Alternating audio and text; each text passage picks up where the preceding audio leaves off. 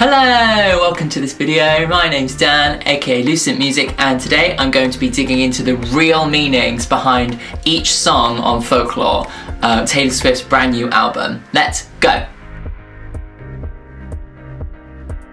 Last week, Taylor Swift released her brand new album, a complete surprise to everybody, and it's this indie a dreamscape of an album. It's absolutely beautiful, the lyrics are stunning.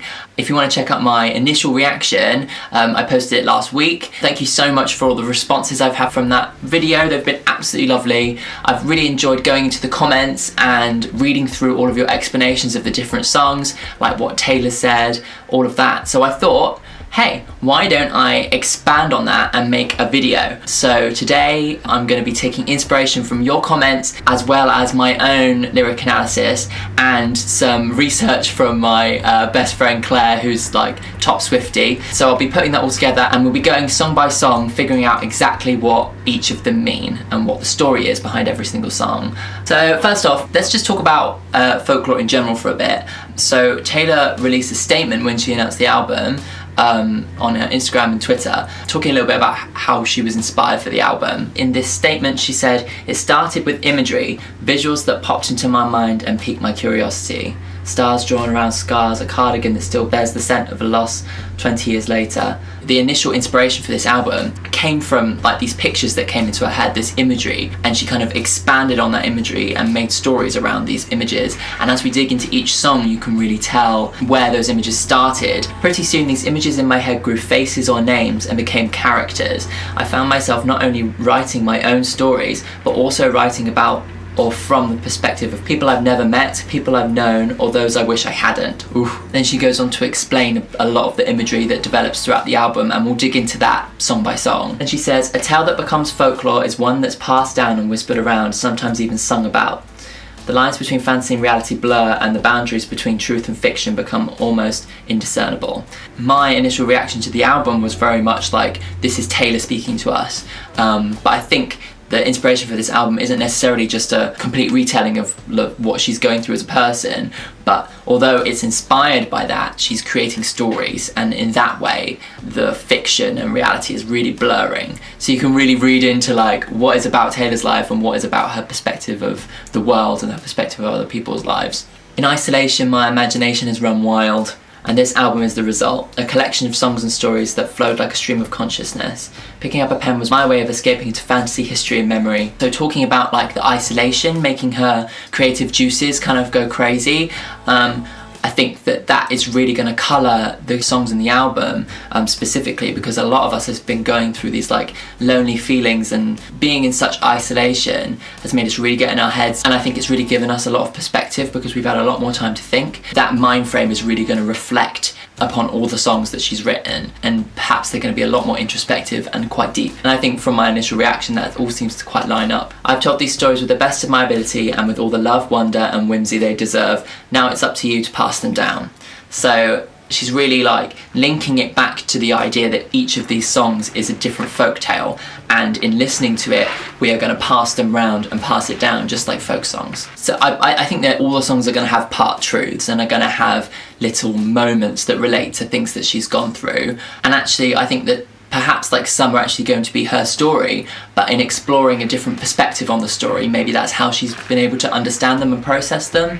Right, so let's go on to the first song on the album, which is called "The One," which is this beautiful little song. Apparently it was written after the whole album was finished. She kind of bookended and wrote "The One" and she wrote "Hoax," and they stuck them on the beginning and the end. So in the Vulture article with Aaron Dessner, he spoke a lot about each different song, and in this one he specifically says that it's not from Taylor's perspective. So this is really one of the first stories on the album. And the lyric, "If you never bleed, you're never gonna grow," I think that like that really speaks to like learning from past heartbreak. Although she's admitting that she's learned and she's grown and she's moved past it, sometimes it's still nice just to kind of look back and think kind of, what if this were something more? What if we didn't break up? What if it grew to something more?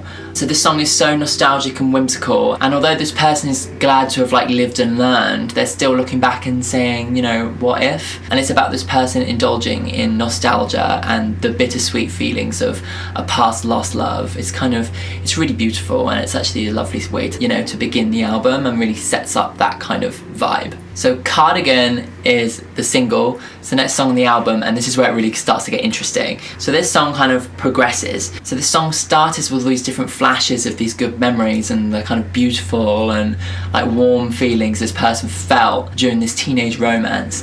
But as it progresses, you realise that that this person was actually cheated on. In the lyric, chase two girls, lose the one. So it starts to kind of have a dark side to it. She felt like she knew this person inside and out, because obviously young people know everything. That's kind of the kind of irony in it, because when you're young you know everything but you're still blindsided. It really speaks about that kind of teenage like overconfidence, you know. The lyric that like really sums up how this person feels about this romance is, you drew stars around my scars but now I'm bleeding. The romance really made her feel amazing, made her feel like a star, but now she's been cheated on. All of those memories are kind of bleeding, you know. It's like those memories have been tainted. So it kind of progresses in the final choruses into like describing the hurt and the pain that still really lingers despite all these like beautiful nostalgic feelings. But in the end, like the feeling of being that favourite cardigan still lingers despite the pain.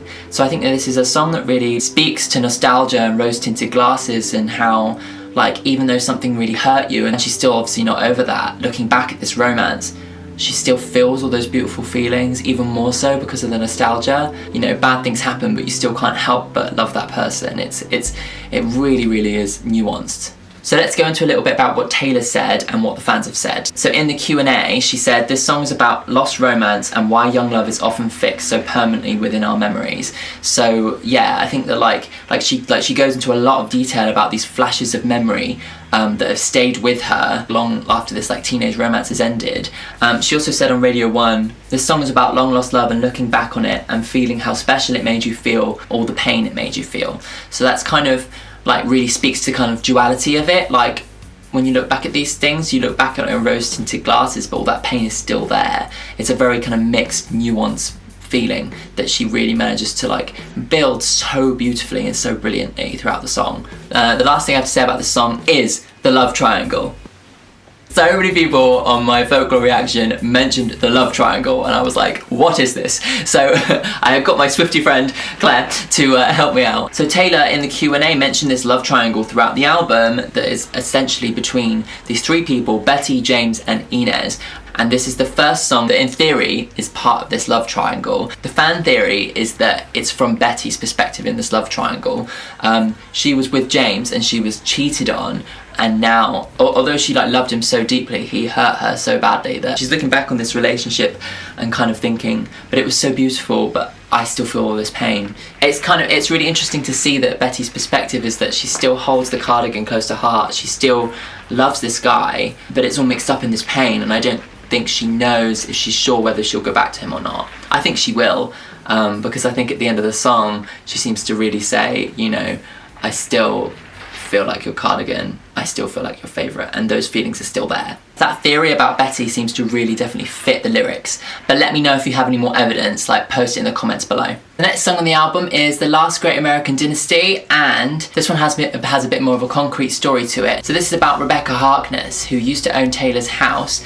The story goes that she married rich and was criticised for the way that she lived her life, often being referred to like as a kind of crazy, over-the-top woman. The lyrics seem to reveal that she was blamed for her husband's death. Maybe that was the reason his heart gave out, like that line. As you follow the lyrics, you realise that she doesn't let them get to her.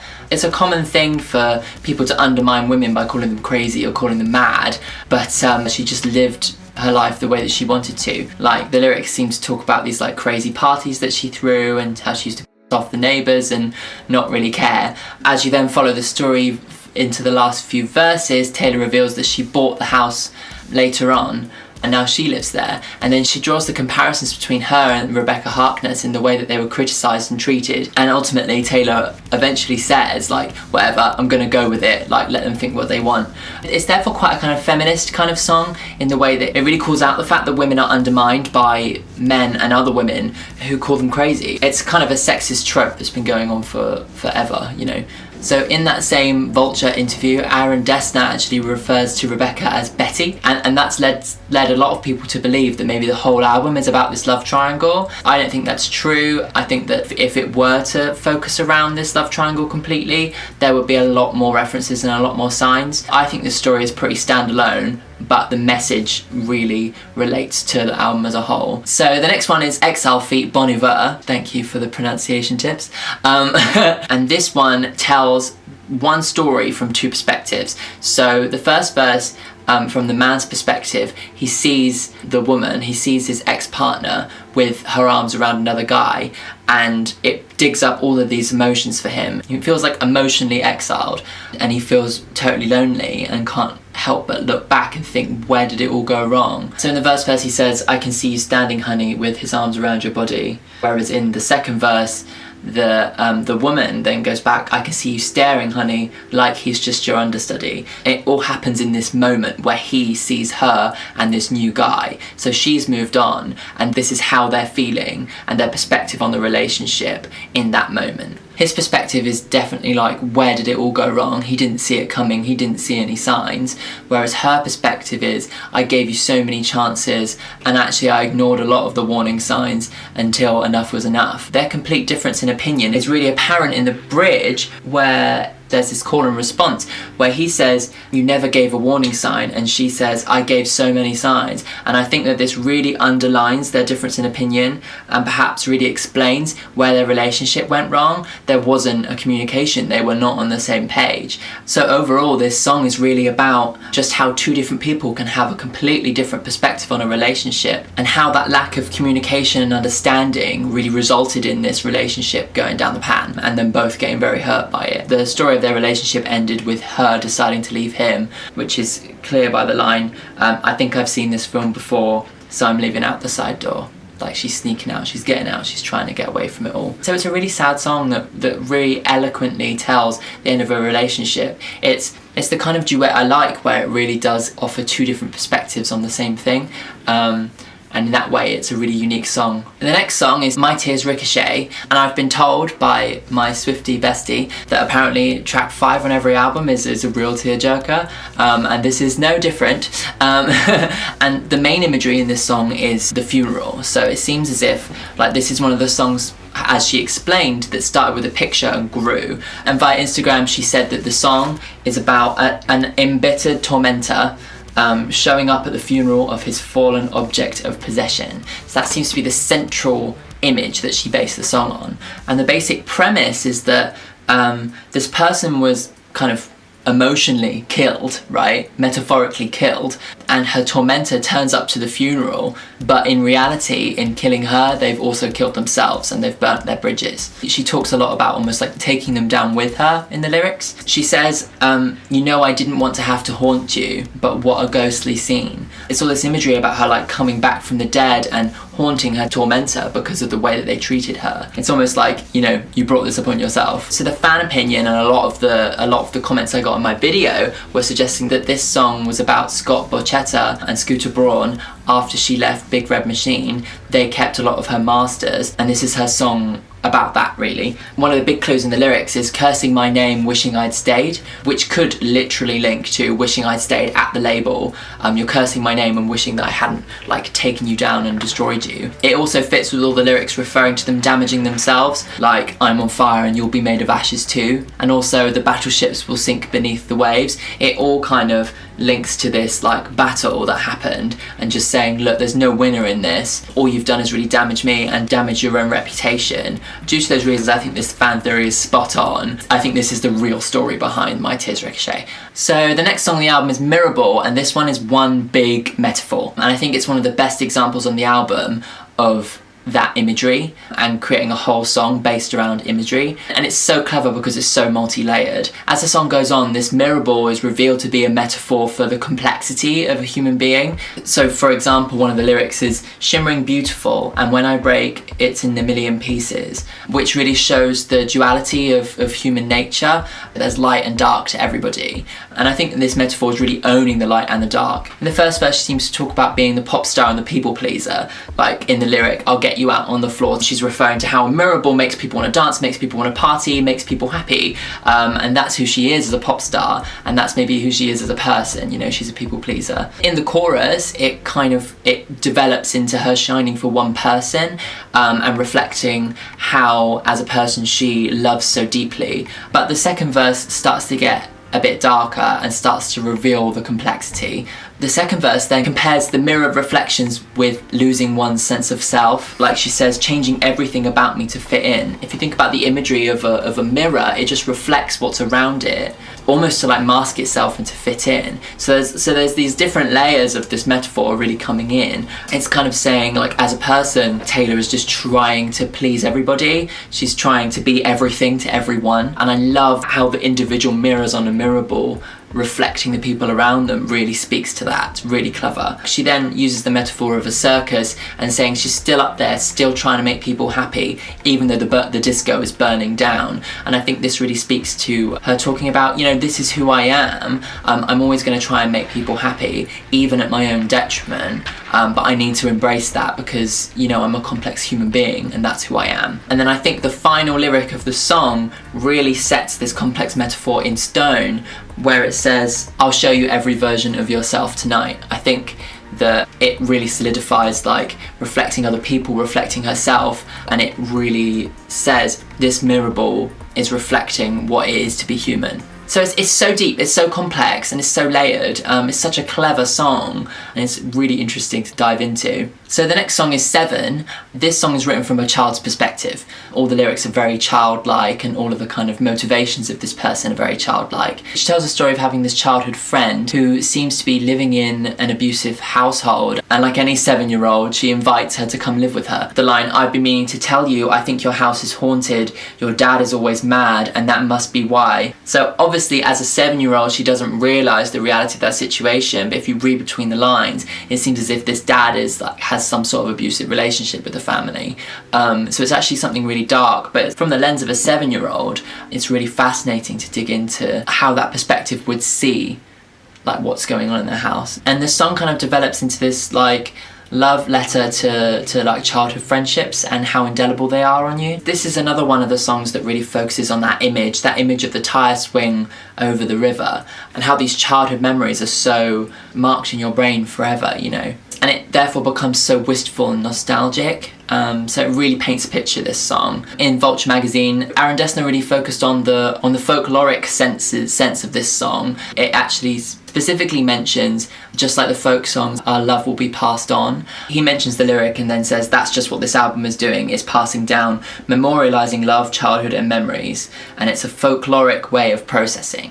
Like it's basically taking those memories, putting them into song, and then in putting them out into the world, she's passing that love on and passing that memory on. So the next song is August, and this is another one that's very interesting. This is like the ultimate sun-drenched nostalgia song. She describes this beautiful summer romance that was never meant to last. Like the lyric, August sipped away like a bottle of wine, really evokes this very rich imagery, but also kind of, it makes you feel like it was never meant to last. It was, you know, it's like a bottle of wine, like it only lasts so long, and you love it while it happens, but it's not forever. That central metaphor really does actually like really kind of contain a lot of the story of the song just in that one line, which is really, really, really clever. So in the verses, she remembers all the good stuff in spite of the bad stuff, and it really paints a very nuanced picture of a relationship and how like things always look better through rose-tinted glasses. And I think that there's a real beauty in admitting that some things don't last forever, but that's okay and that's beautiful. In Japanese folklore and in Japanese tradition, there's a lot of embracing transience as beauty. Like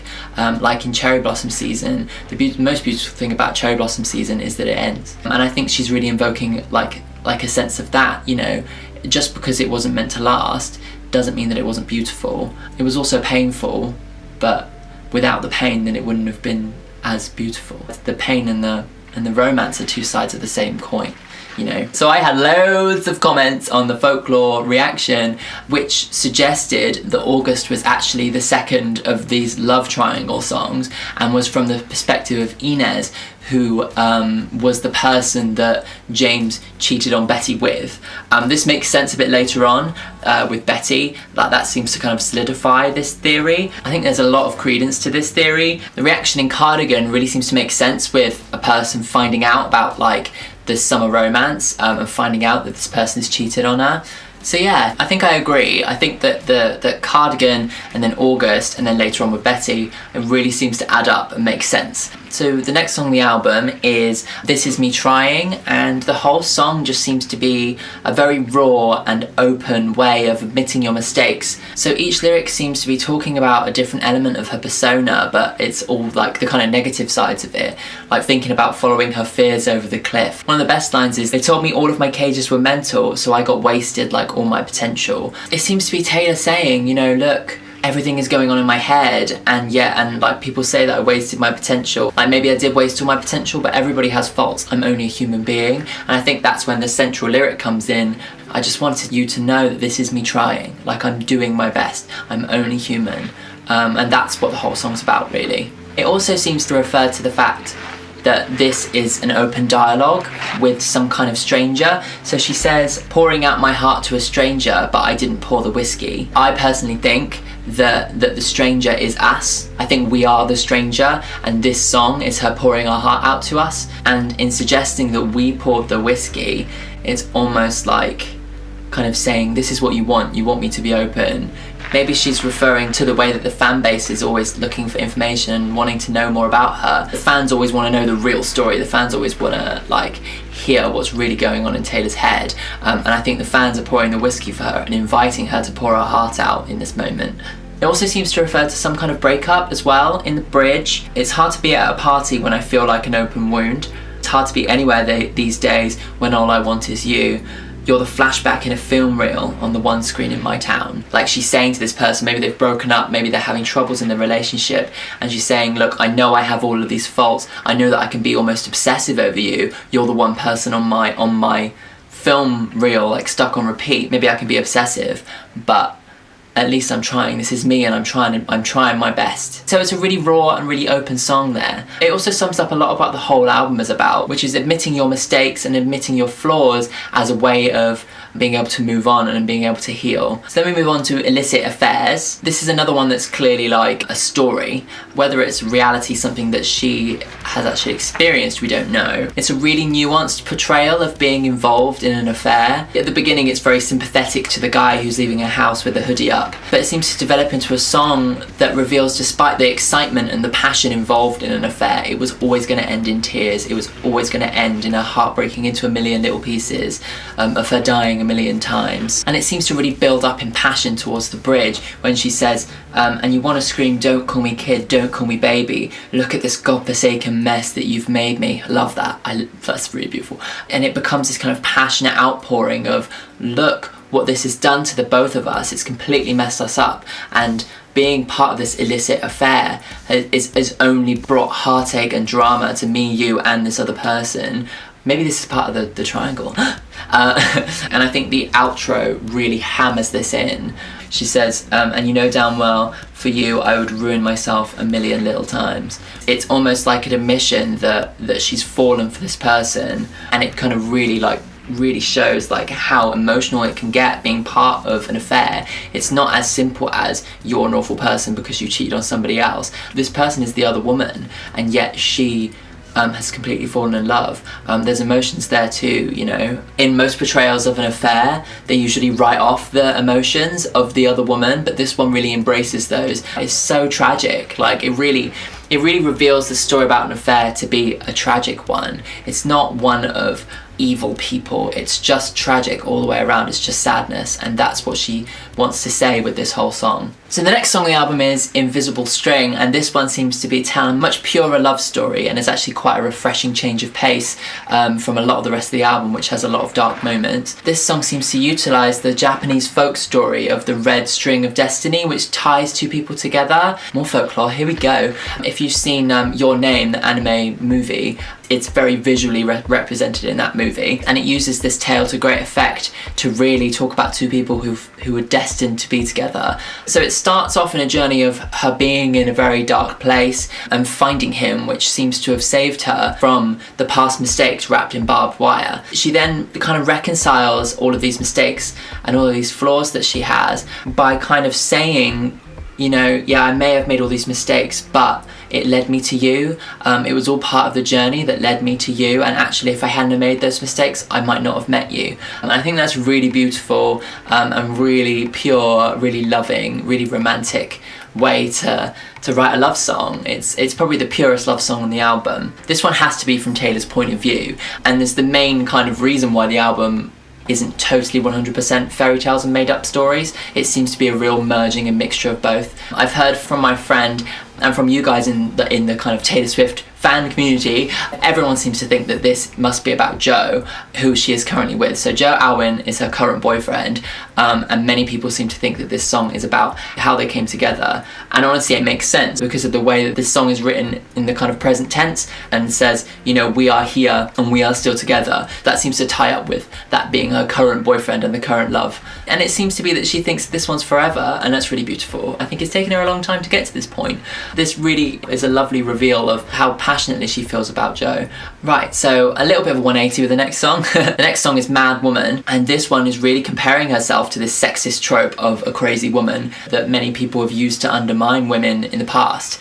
So she uses her experiences being defamed in various circumstances to write this really cutting song that basically is like a middle finger up to all the people who effed her over, really. It's a little bit tongue-in-cheek, but it's very cutting, and like when you read into the lyrics, you can really start to see that it's like, whoop. You can start to realise that it's about the drama, you know, you start to realise that it's about the Kimye drama. This song really seems to follow on from the last great American dynasty, and really delves into her own personal experiences with being passed off as this mad woman. Fans seem to think that it's about the Kimye drama and about her feud with Scooter Braun and Scott Borchetta. I totally agree with that opinion, because she seems to refer to both Kim Kardashian and Kanye West in the second verse when she says, "Wanting me dead has really brought you two together." That was something that was really pointed out to me in the comments of my previous video, and it just clicked to me, and I was like, yeah, okay, that has to be about that, you know?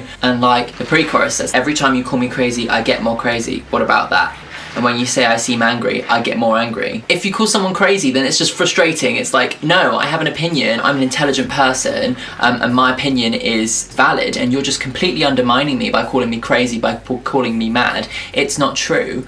And of course I'm going to act crazy if you call me crazy, because it's so frustrating. This song kind of picks that picture really well and tells that story really well. I really like the lyric, "And you'll poke that bear till her claws come out, and you'll find something to wrap your noose around." You're going to keep coming at me until you find something that you can use to defame me and use for your own benefit. You know, like Kim and Kanye benefited from that drama hugely, and they know what they're doing. Like, their whole business model is based on the drama and the gossip and social media and all this kind of stuff. And it seems to be, from Taylor's perspective, she feels that they saw her as a target, went for her, and poked her until they had something to use against her. And I tend to agree. Like, I really don't like Kim and Kanye. I think that they're just like real opportunists, thirsty for power and money, and they don't respect the platforms that they have. You know, they promote like terrible products, they do stupid shit like running for president. Like, it's just idiotic, really, isn't it? But that's my opinion anyway.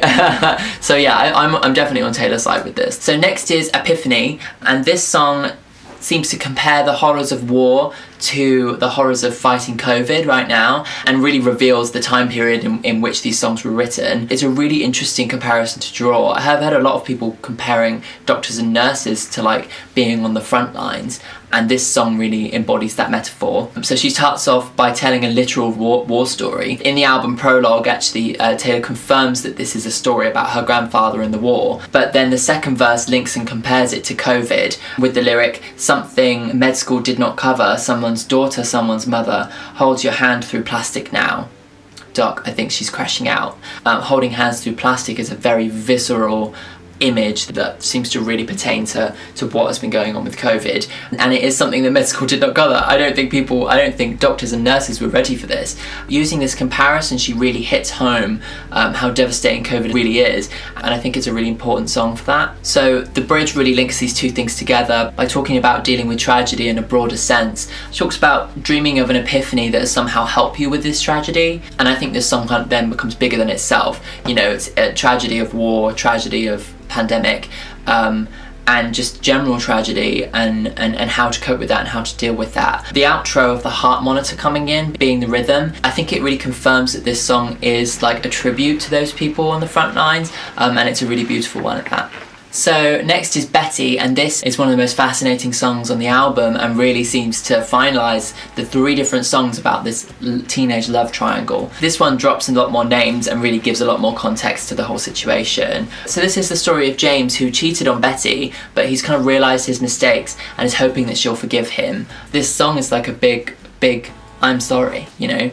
So he talks about Betty moving homerooms to avoid him, and he admits that the rumours were true. The rumours from Inez were true about the summer thing, which people seem to think it relates to August. He goes on to explain how it happened. So he says like in a moment of jealousy that he saw Betty dance with him, and that jealousy overcame him, and he ended up going off with Inez and having this summer fling, even though they were supposed to be dating. But he doesn't use that as an excuse. Ultimately, he decides to like stand up to his mistakes and embrace them. He shows up at the party just to say he was sorry and hopes that he'll forgive her because he realises that he still loves her.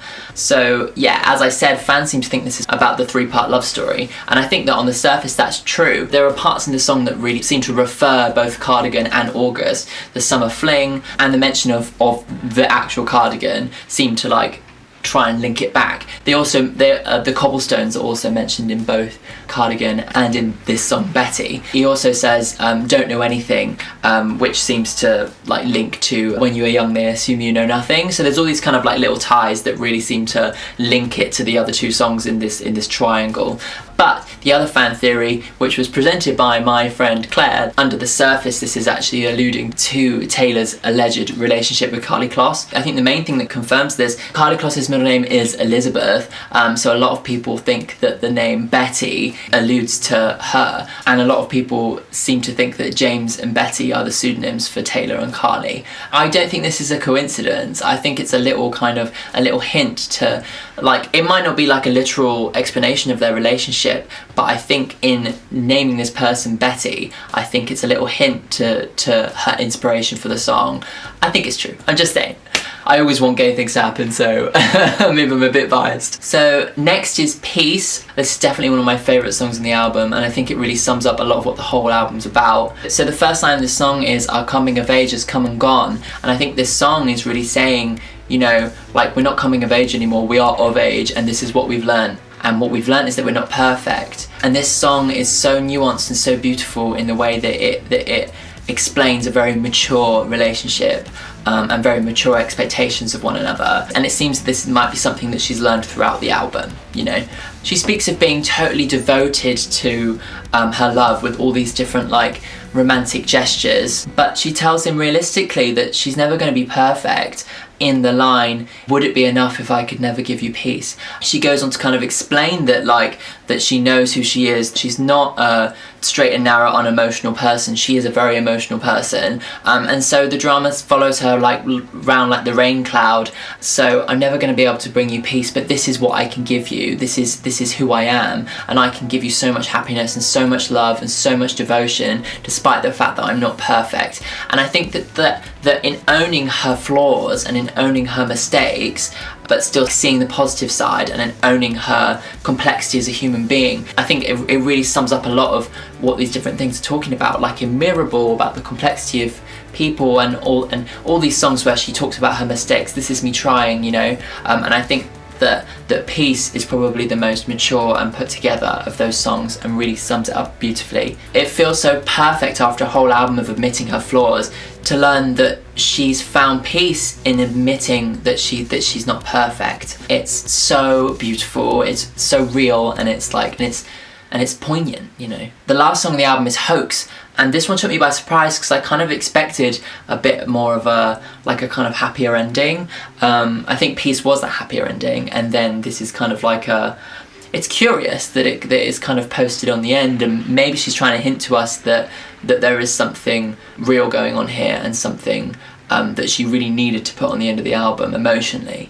On the surface, it seems to talk about a heartbreak that like left her completely devastated, but she still can't let go of it, and that's the hoax, you know? So this song is just so, it's like gut-wrenchingly raw. Don't want any other shade of blue but you, no other sadness in the world will do. It's like she's so devoted to this person. And the most visceral point, and the lyric that really tells a story, is stood on the cliffside screaming, give me a reason. It's just so visceral and so raw, like, wow. But personally, I think that this song is more generally talking about the human condition in the way that we unconditionally love people, and how flawed that can be. You know, she's saying that like if she loses this person, or maybe she has already lost this person, she doesn't have a reason for living, and I think it speaks quite general about that. And in that way, I think she might be referring to her mother and the realization that her mother might die and might pass away, like no other sadness in the world will do. And although some of the lyrics seem to definitely specifically talk about it in the sense of a relationship, I do think that that feeling of losing her mother must have really inspired this song. It's the height of the emotion in this song is so potent. And I think that might be why she put it on the end of the album. Right, so that's the whole album. And I think overall, this album is basically, it's a series of parables, you know?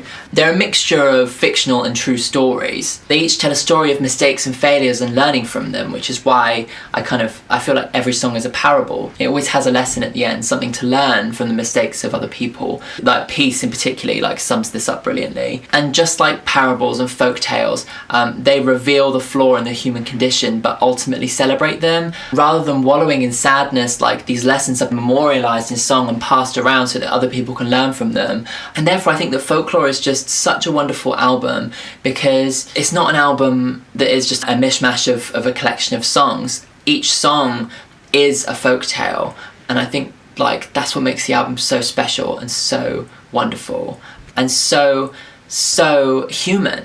I think ultimately this album is one of the most human albums I've heard in a long time.